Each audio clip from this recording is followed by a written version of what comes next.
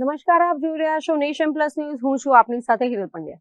આજ રોજ વડોદરા મહાનગરપાલિકાના 5 પદાધિકારીઓ માટેની સેન્સ પ્રક્રિયાનો શુભારંભ થઈ ચૂક્યો છે. ગુજરાત પ્રદેશ ભાજપ દ્વારા નિયુક્ત પ્રદેશ નિરીક્ષકોની ટીમ દ્વારા દાવેદારો સાથે મસલત આદરવામાં આવી છે. વડોદરા મ્યુનિસિપલ કોર્પોરેશનની ચૂંટણીમાં ભારતીય જનતા પાર્ટીએ 69 બેઠકો પ્રાપ્ત કરીને સત્તા જાળવી રાખી છે, તો કોંગ્રેસ 6 સીટ ઉપર સમેટાઈ ગઈ છે અને 1 બેઠક અપક્ષ ઉમેદવારને ફાળે ગઈ છે. આજ રોજ સવારે વડોદરા શહેર ભાજપના મધ્યસ્થ કાર્યાલય નમો કમલમ ખાતે દાવેદારોની આવન જાવન શરૂ થઈ ગઈ હતી. અત્રે નોંધનીય છે કે વડોદરાના મેયર, ડેપ્યુટી મેયર, સ્થાયી સમિતિ અધ્યક્ષ, દંડક અને પક્ષના નેતા માટેના નામો માટે ભરપૂર લોબિંગ પણ થઈ રહ્યું છે.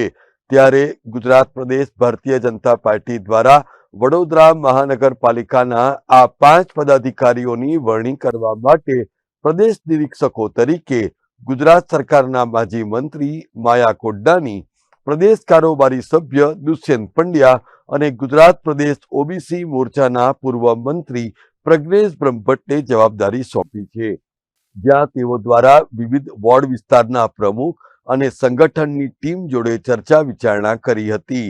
આ પ્રસંગે વડોદરા શહેર ભાજપ અધ્યક્ષ ડોક્ટર જયપ્રકાશ સોની પણ ખાસ ઉપસ્થિત રહ્યા છે. અત્રે ઉલ્લેખનીય છે કે વડોદરાને પહેલા 2.5 વર્ષ દરમિયાન મળનાર મેયર એ અનુસૂચિત જાતિ માટે આરક્ષિત છે, ત્યારે ખાસ કરીને વોર્ડ નંબર 8ના અજય ડાભી, વોર્ડ 12ના સમીર વાઘેલા અને વોર્ડ 18ના ચેતન પરમારે તેમના રાજકીય આકાઓના માધ્યમથી ભરપૂર લોબિંગ પણ કર્યું છે. સ્થાયી સમિતિ અધ્યક્ષ તરીકે સિરપાવ મેળવવા માટે પણ ગળાકાપ સ્પર્ધા ચાલી રહી છે.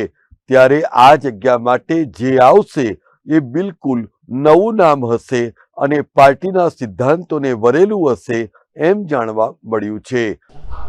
સેન્સ એટલે દરેક કાર્યકર્તાની જે મહેનત છે, મહેનત પછી કાર્યકર્તાનું મન જાણવા માટે પાર્ટી આ સેન્સ પ્રક્રિયા રાખીને બહુ સારી બાબત છે કે દરેકને સમજી, દરેકની વાત સાંભળી અને નિર્ણય લેવામાં આવે છે.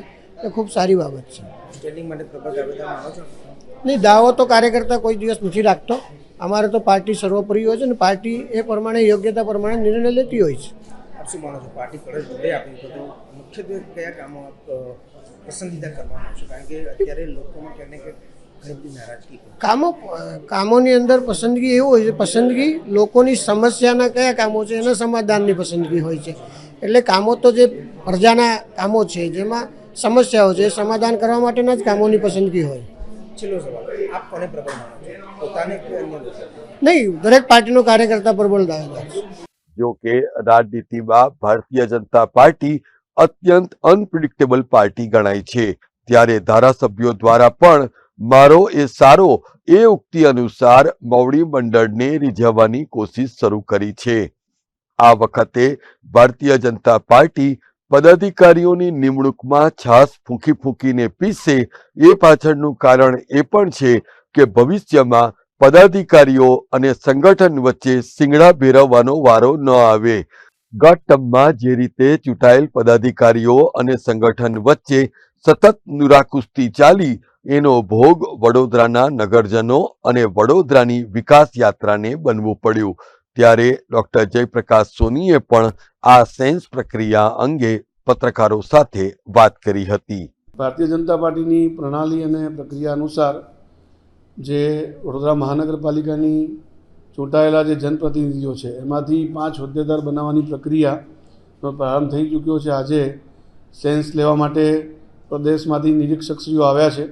શ્રી દુષ્યંતભાઈ પંડ્યા, જે પ્રદેશ કારોબારી સભ્ય છે, શ્રી માયાબેન કોડનાની, જેઓ પૂર્વ ધારાસભ્ય ગુજરાત સરકારના મંત્રી રહ્યા છે, અને શ્રી પરેશભાઈ બ્રહ્મભટ્ટ, જેઓ પ્રદેશ મોરચાના ઉપાધ્યક્ષ રહ્યા છે. એવા 3 કાર્યકર્તાઓ આવ્યા છે.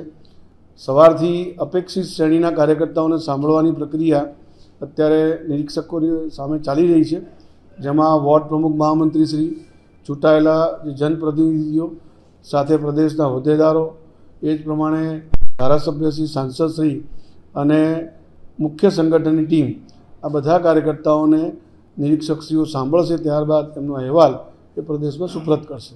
ઉમેદવારોને સાંભળવામાં આવશે. ઉમેદવારોને પણ સાંભળવામાં આવશે. ચૂંટાયેલા જનપ્રતિનિધિ બધા જ. મુખ્યત્વે આપ પણ વડોદરા શહેર પ્રમુખ છો, પણ જાતે વડોદરા નાગરિક પણ છો.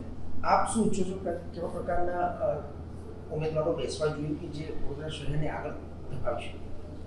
વડોદરા શહેરને સર્વાંગી વિકાસ કરે અને જે પ્રકારના નાગરિકોની પોતાની લાગણી છે અને નાગરિકોએ જે પ્રકારે પ્રતિસાદ અમારે પ્રચાર પ્રસાર વખતે બી આપ્યો હતો અને જે રીતે ચૂંટણીના પરિણામો પણ અમને આશીર્વાદ મળ્યા છે, તો નાગરિકોની લાગણીને ધ્યાનમાં રાખીને શહેરનો સર્વાંગી વિકાસ કરે એવા હોદ્દેદારો નિયુક્ત થાય એવા સૌની અપેક્ષા છે, એવી મારી પણ અપેક્ષા. કુલ મળીને હવે આના પછી સંકલન બધી પાર્લામેન્ટરી બોર્ડ બેસશે. આખરી નિર્ણય ચૂંટણી સમિતિ એટલે કે પાર્લામેન્ટરી બોર્ડ નક્કી કરે છે. લગભગ મને લાગે છે કે અઠવાડિયા 10 દિવસમાં નામો ફાઇનલ થઈ જવા જોઈએ. કેમેરામેન નવનીત પરમાર સાથે Chirag Patel, Nation Plus News, Vadodara. સમાચારોનો સતત અપડેટ મેળવવા માટે અમારી નેશન પ્લસ ન્યૂઝની યુટ્યુબ ચેનલને સબસ્ક્રાઇબ કરો, બેલ આઇકન દબાવો અને જોડાયેલા રહો ફેસબુક, ઇન્સ્ટાગ્રામ અને ટ્વિટર પર.